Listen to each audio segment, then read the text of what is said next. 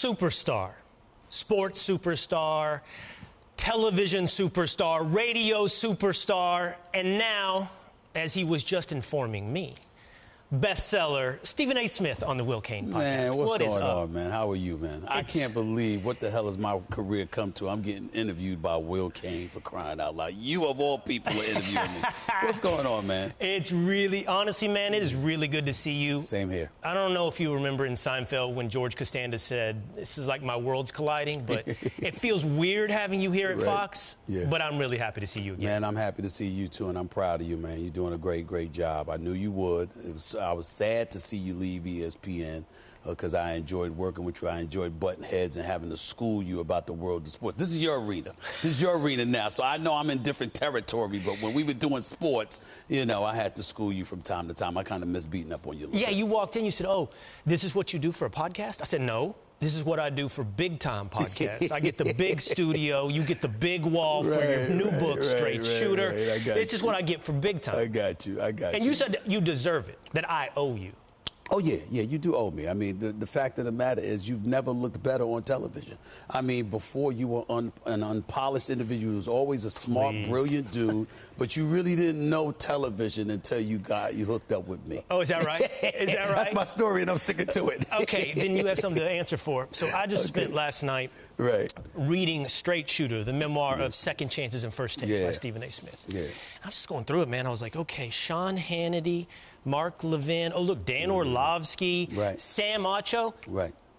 Zero references to Will Cain. I mean, man, it was a slip-up. It was a slip-up on my part, man. And, you know, because you've been gone so long, I haven't seen you in so long, haven't spoken to you in a while. I mean, maybe it's your fault because you've been neglecting me because you went to Fox, you big time, and you didn't have time. Maybe that's what it was. See, Sean calls me all the time. I don't get those calls from Will Cain often. Sean calls you more than I do? Yes, actually. Oh, then I need to work on that. Sean Hannity actually does call me more than you do. Actually, he calls to complain. He calls to gripe, you know, get on my nerves, but he does call.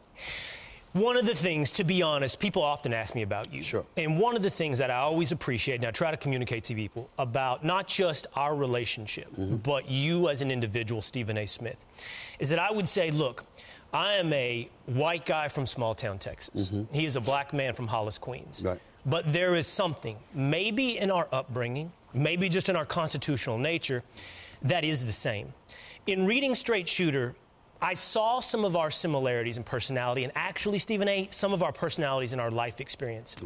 And I want to start, while the parallels are not exact, I want to start with what I actually found the most fascinating part of your life, something I didn't know in all the years that we've known each other. I want to start with your relationship with your dad. Explain to me your relationship with your father. It wasn't great. You know, he was somebody that, you know, he just wasn't the man that he was supposed to be, in my estimation.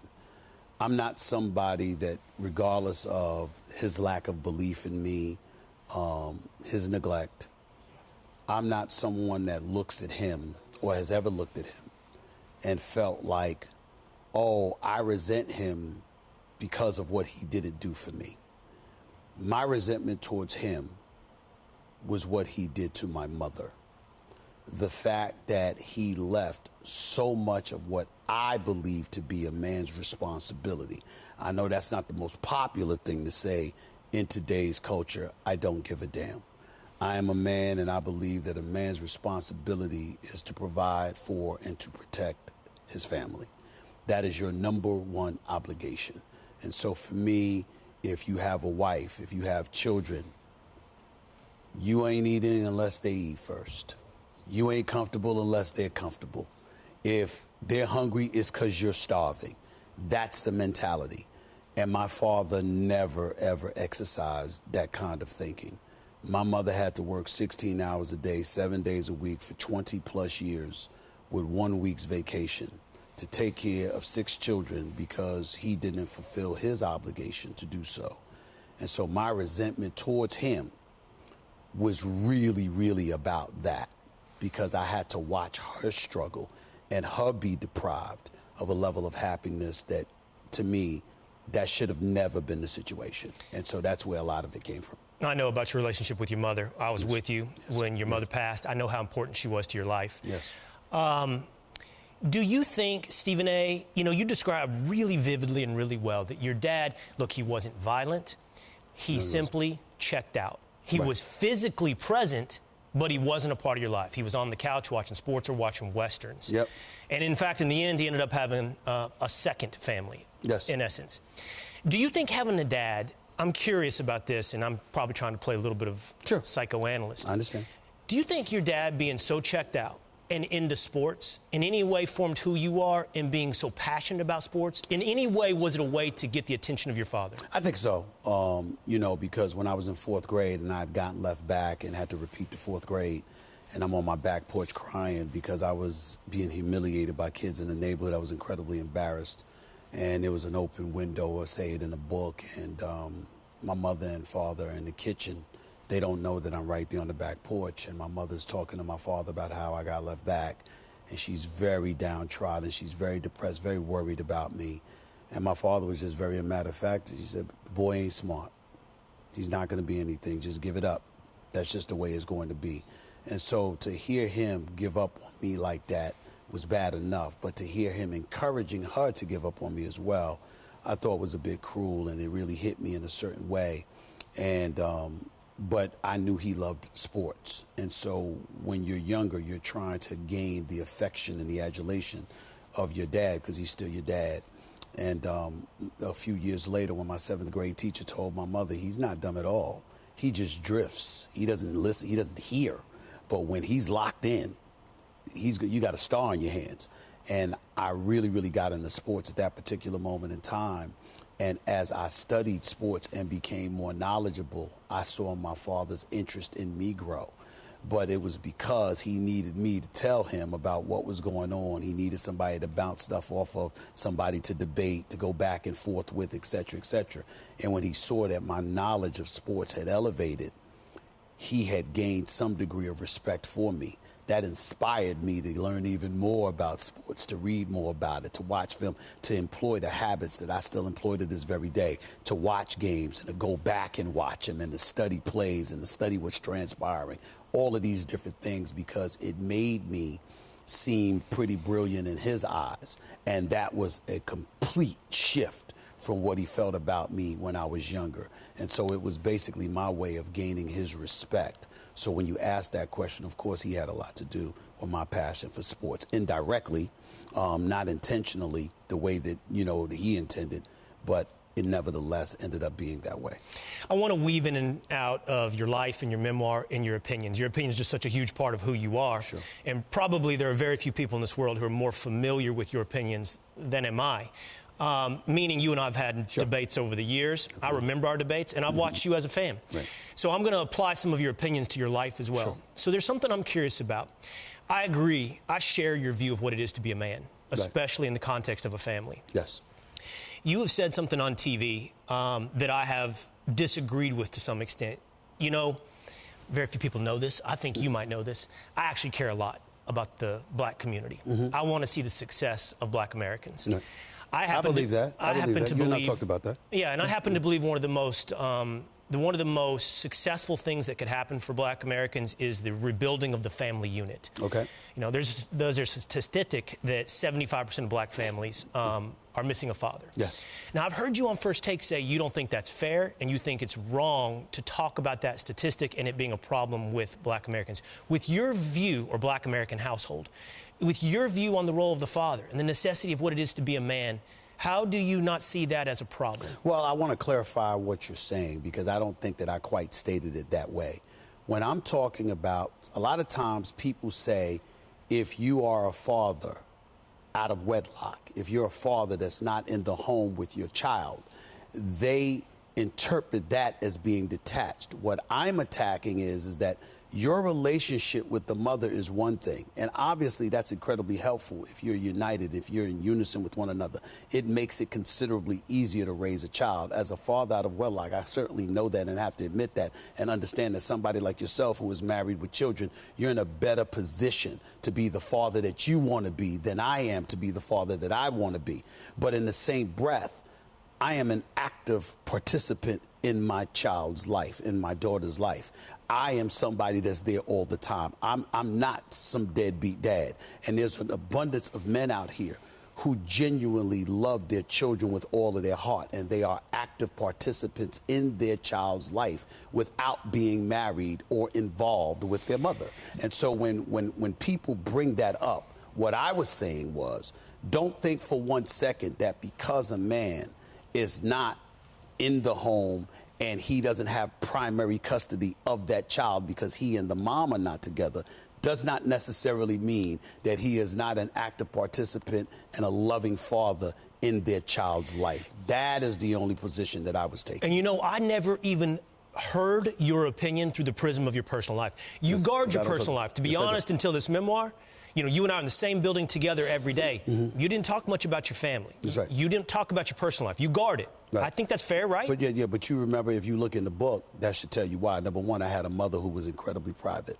Number two, my mother taught me that your family business is your business. Number three, the reason for that is because all your business isn't all your business. Sometimes, inevitably, by talking about things, you're talking about other people's business, and they don't want that business put out there.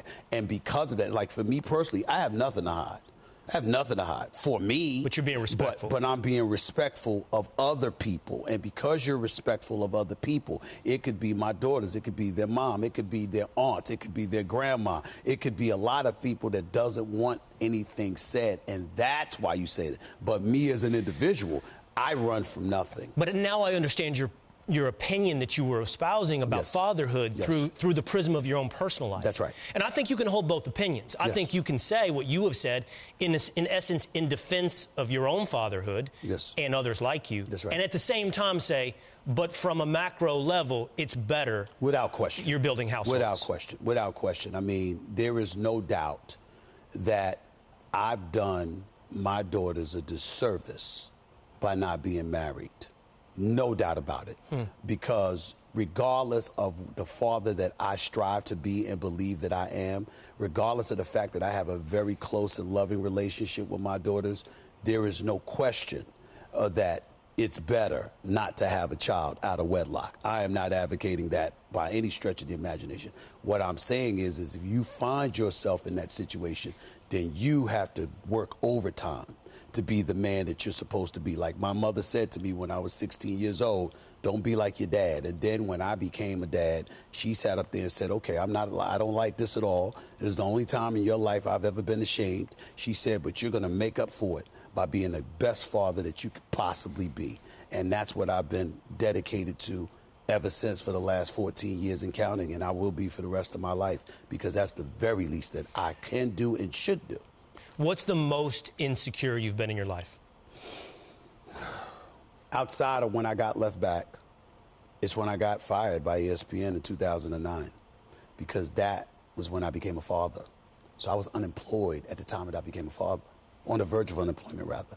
And I was scared to death because of my upbringing and growing up poor and watching my mother struggle and what have you. I literally was scared to death that I was on the verge, indirectly or unintentionally, of being my father, meaning that if I didn't have a job, if I couldn't get out there and build a career, Will, and restore what I once had, well, now it wasn't just me. I was a dad.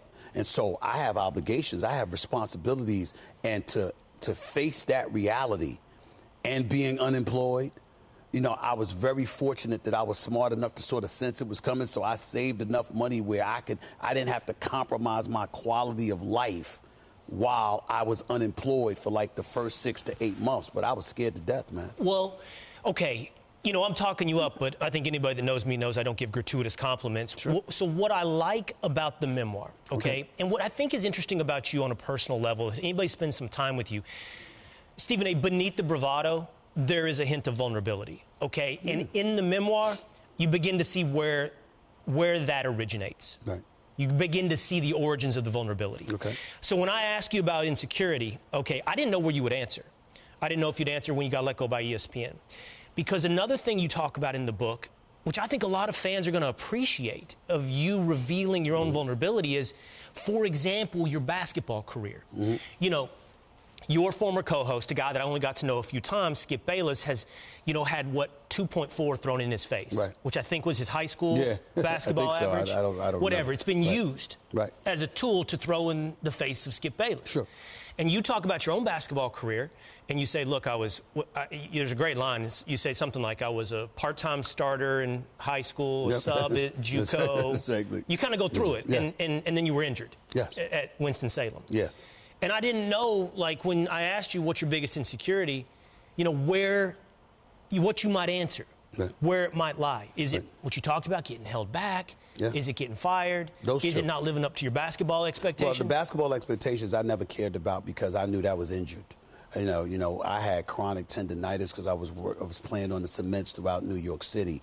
I had a bad knee and whatever, and whenever I was healthy, I could ball, and people that got on the court with me knew I could ball. But, I knew I wasn't healthy. So when my tendons finally gave out, didn't support the kneecap, and my kneecap split in half, my first year in college, that was that. So I totally understood that. And by the way, before I went there, I was like 5'9", 130 pounds. So, I remember one time somebody joked and they tried to lie about some stat I had to throw out some 2-point or whatever. And I was like, actually, it was less than that because I didn't play because I cracked my kneecap in half. What are you talking about? But that's neither here nor there.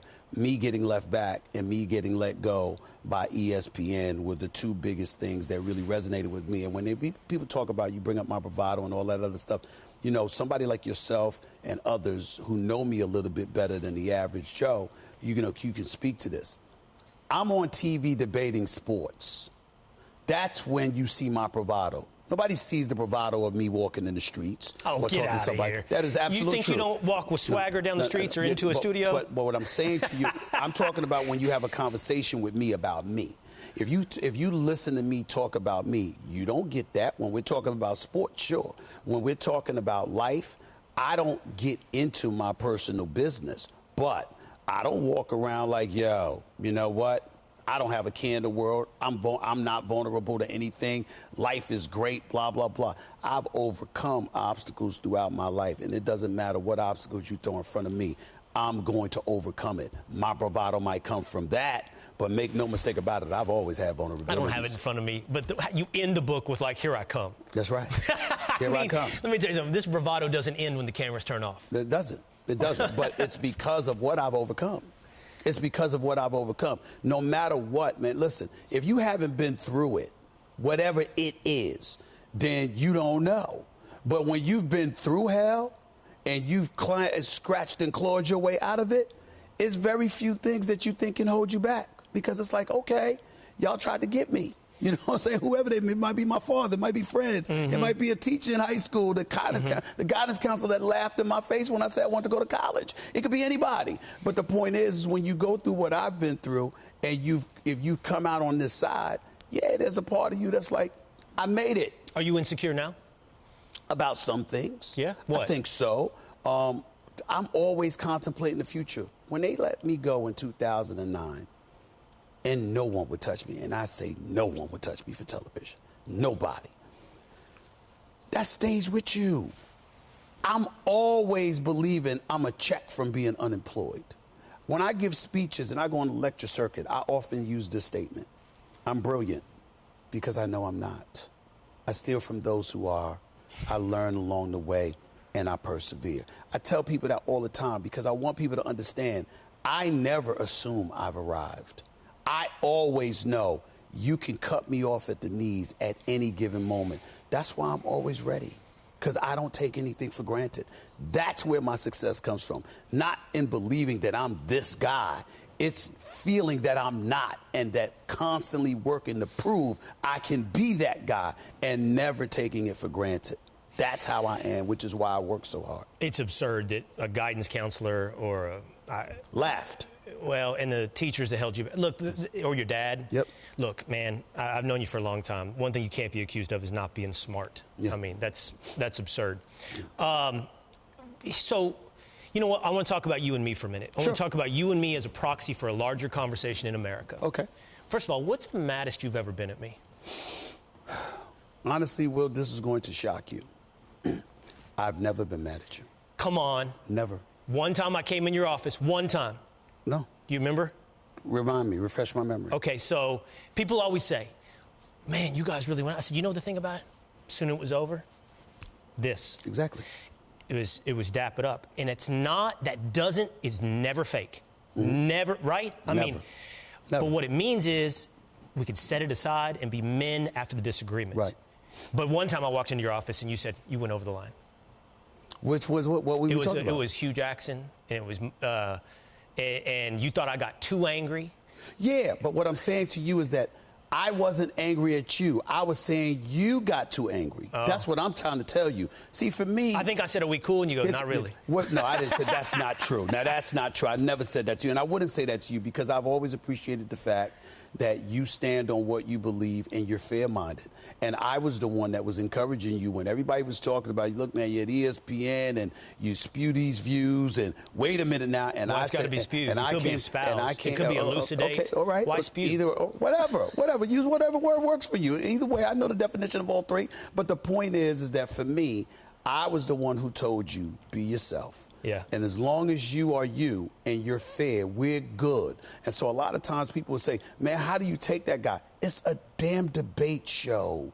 What is he supposed to do? Agree with me? No. If he feels differently, let him feel that way. You have every right. You're a white dude from the South. I'm from the streets of New York City. Chances are we ain't going to agree. But if we respect one another and we're fair-minded, and we definitely express our views as accurately as we possibly can, that's all we owe each other.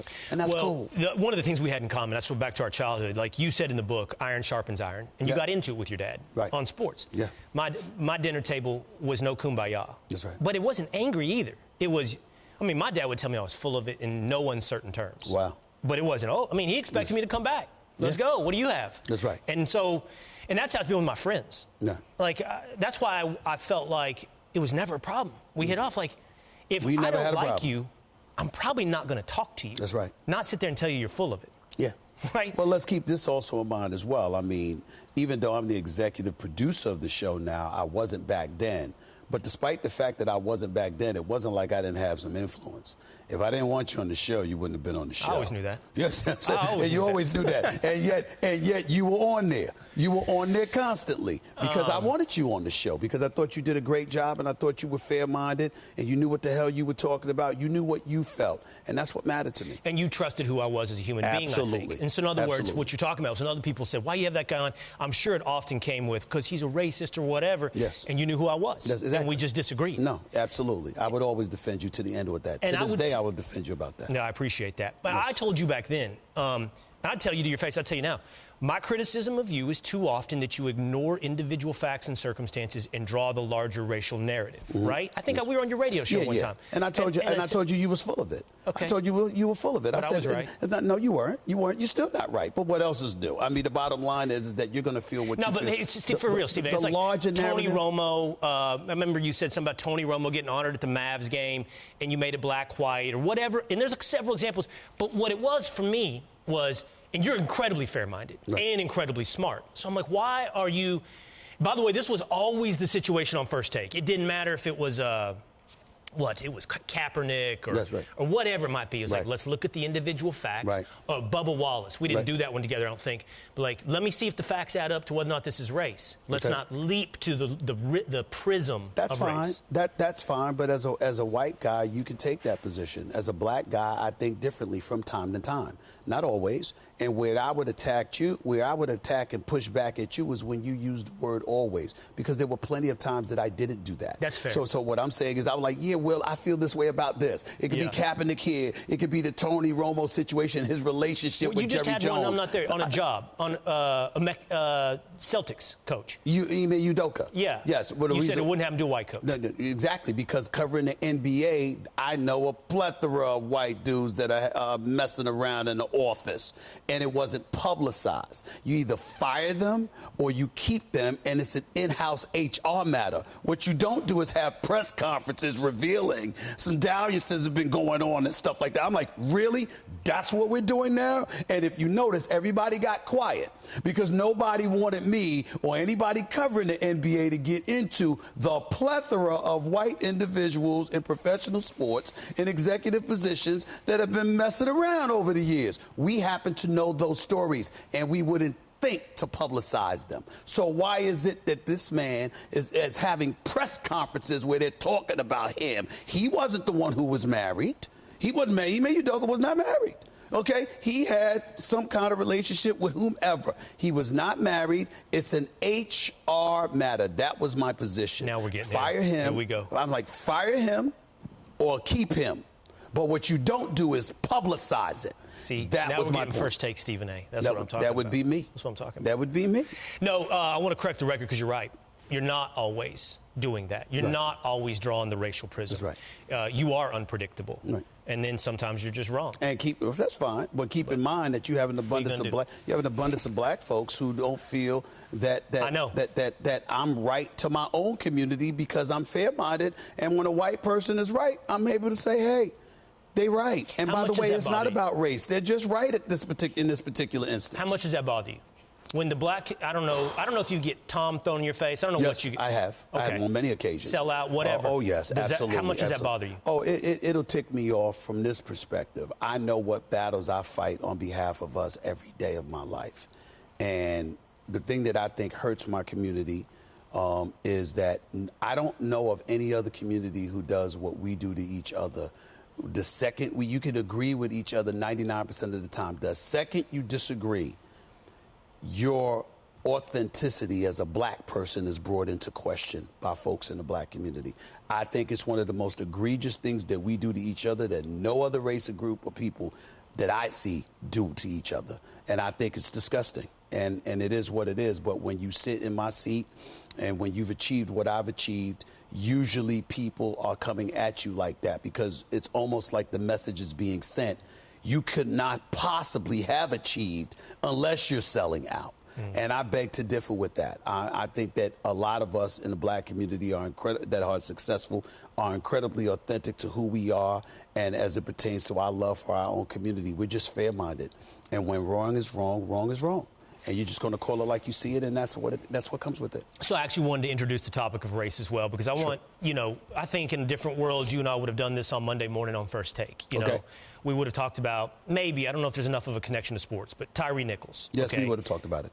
You're going to talk about it on Monday? I don't know if we'll talk about it this Monday. We may, but we would have, you and I, we would have talked about it. We would have talked about it. We would have talked about it, without question. So Tyre Nichols is beat by 5 officers to death in Memphis, Tennessee. 5 black officers. Universal condemnation. You and I agree. I mean, this is horrendous, these officers. I like what one of my colleagues, Dan Bongino, said. I don't think this is a training issue. This is a personnel issue. Sometimes there's bad people in this world who do bad things, and they need to be held to account and justice. The question is, as we do in these instances, is there a larger conversation about policing and race? Without question. I think that without question, there's a larger conversation because, see, this is what everybody needs to understand. You got 5 black police officers who did this to a young black man. That's not about black or white, it's about blue. And when you have rogue officers, because clearly they are rogue, and Dan Bongino was right and accurate in pointing that out, the point is that you're a part of the problem when you stand and do nothing, and you're in a position to do something. If you are a police officer, you're in a position to do something. Those 5 police officers, none of y'all knew to do the right thing? What about the officers who came afterwards? Because there was about 3 or 4 additional police officers who showed up. None of y'all were in a position to do anything? This is the kind of stuff that we're talking about here. You're talking about a 150-pound kid that was restrained by 5 police officers. 2 officers held him down while another officer came and kicked him in the face twice. Then after that, they picked him up, held him up, while another officer came and then punched him in the face twice. Then another officer came while he was still being held, clearly out of it, and you hit him with batons or nightsticks. I mean, you've got to be kidding me. And then think about it, it was caught by a surveillance camera across the street. The body cams didn't reveal all of that because they literally had covered up the body cams and was yelling and screaming as if they were trying to restrain him when the overhead satellite cam showed they already had him restrained and detained. and you still did what you did. And so when you see something like that, as heinous as it is, as far as I'm concerned, they should never be let out of prison. They should get a life sentence, as far as I'm sure, all 5 of them. That's number one. Number two, when we talk about things systemically, we've had situations in the past. You had Freddie Gray's situation. There were black officers as well. But there was also obviously been many cases where it involved white officers, where it involved people being shot in the back. We're so protective of making sure that all law enforcement officials are not castigated that sometimes we don't pay enough attention to what's transpiring systemically and how that needs to be addressed and how we need those good officers' help in order to pull it off. And so what I'm saying is that has to be a priority to call on the police officers, to look them dead in the face and say, you know you're better. You know you're better than no good officers that did what they did. Yeah. You know you would never do something like that. So rather than just Dan Bongino, who used to be associated with Secret Service, obviously, and who does a great job for you guys because I like him, rather than him calling out and being protective of law enforcement, why don't you in law enforcement be protective of law enforcement by saying, that's them, that ain't us, and joining the people to make sure you bring the hammer down on all those who transgress? So let me tell you the point of view from essentially the opposite side of the spectrum. I don't know that I can agree with you that there is an instinct to protect law enforcement. These days, I feel like there's an instinct to malign law enforcement systemically. By the black community, sure. Okay, well, maybe that. Well, I want to share with you 2 points of view, okay? And I want to get your reaction. Okay. I don't really know who she is, but I think she's an activist of some kind. Bree Newsom Bass, okay? Okay. She tweets out, policing itself must be abolished. This is the problem in the institution, not a handful of blue-collar personnel hired to carry out a business structure. She says, in essence, black or white, you are blue. And if you are blue, you're participating in a system of white supremacy. Our former colleague, Jamel Hill, says that we need to look at who controls the institution of policing. It's the white elite in the ruling class, and who is most impacted by the violence of policing: poor people, the working class, and black people. Okay. So they're calling for, essentially, if not the abolishment, then reimagining of police. Modifications, I think, are necessary, but I would never call for the abolishment of law enforcement. We've got bad apples throughout our society in all shapes, colors, and sizes, and genders, I might add. It ain't just men committing crimes, women are committing crimes too. We understand that. There has to be law and order. There is no doubt about that. And I know for a fact that the vast majority of folks in the black community and every other community, when trouble brews, we're dialing 911. So I'm not going to lose my sense of self and talk about how we need to abolish policing. Hell no, I don't believe in that at all. Yes, I do believe that there are some bad apples. They need to be weeded out and addressed. And the good members in law enforcement need to put forth their due diligence and work just as diligently as we're employing others to do to weed those bad apples out. But I am not an advocate of abolishing policing by any stretch of the imagination. I will say more money needs to be poured in, the necessary training. We also need to put forth a strenuous, exerted effort to make sure we weed out those bad apples and we get people on the right track, and because that's what our system is all about.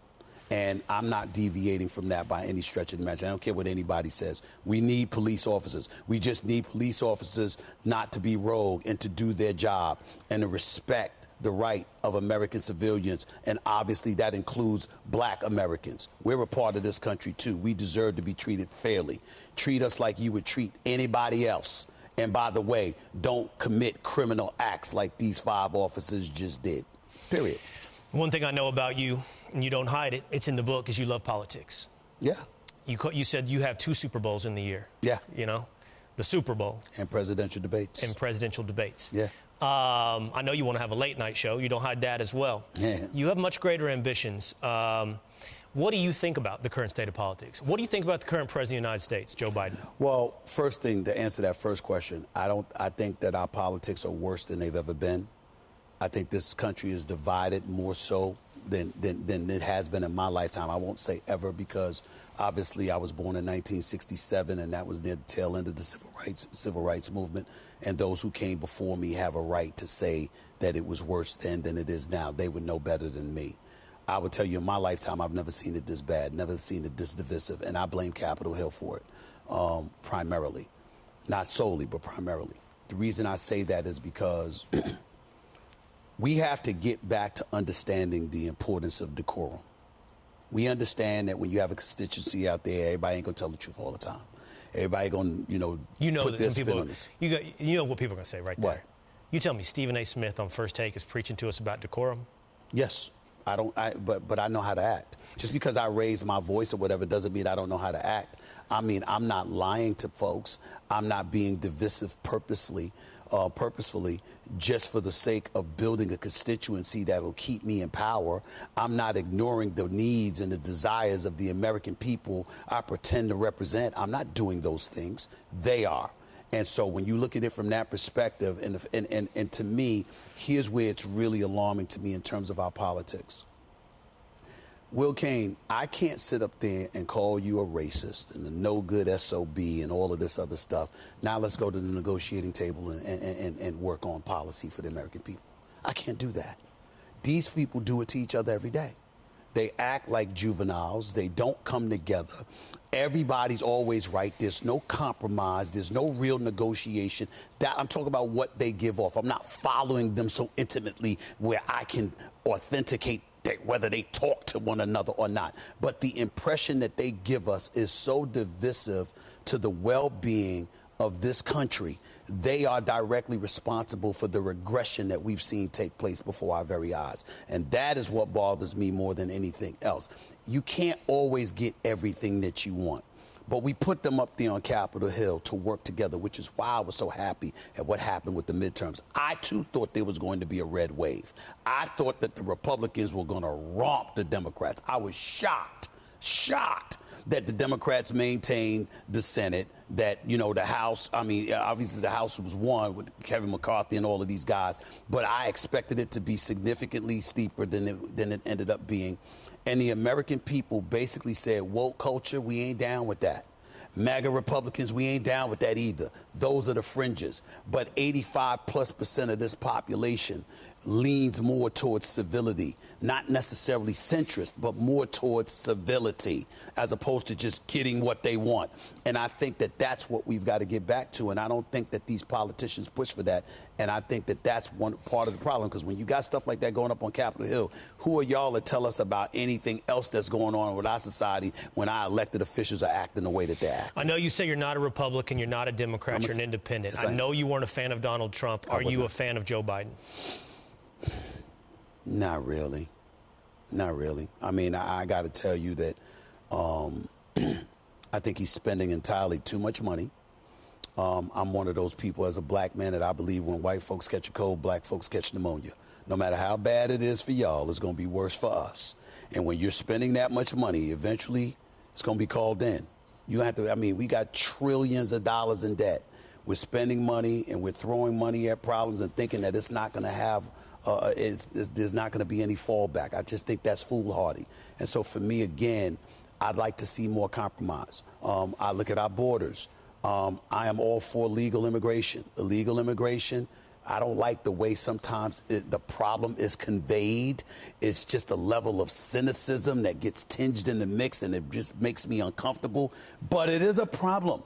It's a problem Barack Obama acknowledged during his administration. It was a problem Bill Clinton acknowledged during his administration. George W. Bush acknowledged it during his administration. So let's not pretend that it's not a problem that needs to be addressed now. Okay, national security. Yeah, I'm not this nationalist. I believe in ingratiating ourselves with the international community. But I also applaud us when we ask the questions. Well, why are we involved in this? Why are we throwing all of this money here, or here? Let's ask those questions, because it is our money. We got a lot of problems in America that we need to resolve and to solve. And for some reason we can't seem to do it, but we're ready to help everybody else. I don't have a problem with American citizens that ask ask those questions. Because to me, if you're a politician, you should have the answer. It shouldn't be, oh, that side doesn't care. Oh, that side is racist. Oh, this side just wants to take us into a different, they want to take us back in time. And all. I don't fall for that, because that's engaging in demagoguery, and what you're trying to do is scare us into voting for you, as opposed to saying, excuse me, our policies are better than yours. That's what I want to see politicians debating and giving the American people a chance to make a choice about. Well, we can end here, Stephen A. I actually think the American politics and I think the American family could actually benefit a lot from being more like First Take. Yeah. I think it could benefit from being more like the relationship that you and I have had, where you go straight at it. Yeah. You share your disagreements face-to-face, Right. man-to-man. But issues. And then it's over. But what I'm saying is issues, not pettiness. No, I'm with you. Where you're trying to get people to look like, oh, so I don't agree with Will. Right. So Will and I are arguing. But what I want to do is instead paint him as somebody you don't like. People who look differently than him just because we disagree. No, let's stick to the issue. What are we debating about? Let's talk about that. That's what we need to get back to. Yeah. Really debating and discussing issues instead of trying to engage in scare tactics just to make sure somebody votes on your side. That's what I would like to see. Man, the entire time I've known you, it's been a constant rocket ship up. It's good to read the memoir and see the ups and downs of that roller coaster ride. Wasn't always a rocket ship up, but I know how hard you work. Yeah. Everybody knows how big a star. There you go. He's now a bestseller. Straight Shooter, a memoir of second chances and first takes. You got to go get it. Take it from number 5 to number 1. How about that? All right, Stephen A. Smith, it's great to see you again, buddy. Good to see you, buddy. Take care. All the best.